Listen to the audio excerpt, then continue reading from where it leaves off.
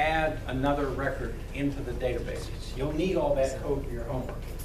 Now, again, there's some confusion around what the homework is, and I think I can clear it up pretty simply, which is I want you to write an app, and it's going to spit down to the client, I suggest, a JADE view, and the JADE view is going to show those parameters, like what the store number is, what the which disk they bought. It's gonna show all those things, and there'll be a button that says submit. Okay. Now, what I want you to do is somehow put this in a loop so you can generate 450 insertions. I do not want one insertion of 450 records. Okay. And in fact, after you run the loop and you hit 450, I want to be able to click the button and put in the 451st record. Okay. Now, I don't mind at all if, in some sense, there's some, like you have one button here that says insert 450 and another button that says insert 1. That makes perfectly good sense. Okay. But again, when you hit this one, I do not want to see one giant record go up there. I want to see this thing sit there every 2 minutes.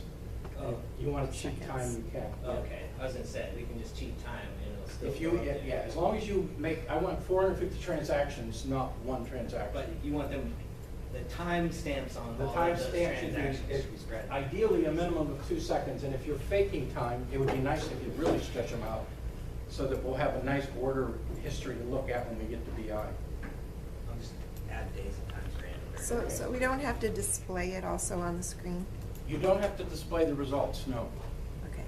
No. So you'll just look at the database? Yeah, yeah. Okay. Once we hit select, Do you have a preference on collection name? looping.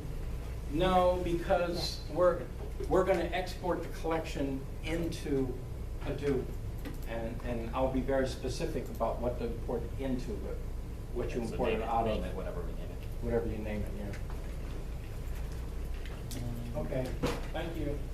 So the items, you want them to be different? Like, Oh, and by the way, for Monday, you only have to be able to submit one. Okay, eventually, like a week later, you have to support 450, but at least get it so you can insert one to get your 10 points. What? so yeah, for the 450, just basically a copy of all the other, those same quantities or? It's supposed to be a random number.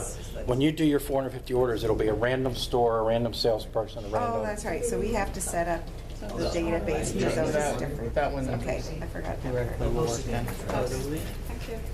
Yeah, so Let me know right away though. if there's If it doesn't. 5 fields plus the time,